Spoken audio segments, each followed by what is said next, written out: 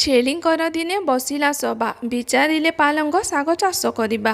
ପାତି ମାଙ୍କଡ଼ଠୁ ଚାରା କିଣିଲେ, ଧାଡ଼ିରେ ଧାଡ଼ିରେ କିଆରି କଲେ। ହାତୀ ନନାଟା ଶୁଣ୍ଢରେ ପାଣି ଦେଲେ ମଡ଼ାଇ, କିଛି ଦିନ ପରେ ଶାଗଟା ବଢ଼ିଲା ଛନ ଛନ ହେଇ। ଶାଗ ଦେଖି ସହି ପାରିଲାନି ଆମ ଓଲା ବିଲେଇ, ଭାବିଛି ମନେ ରାତି ପାହିଲେ ଶାଗ ଚୋରି କରିବି। ଓଲାଟା ଆମ ଭାରି ଦୁଷ୍ଟ, ବନ୍ଧୁବାନ୍ଧବରେ ତା ସମ୍ପର୍କ ନଷ୍ଟ।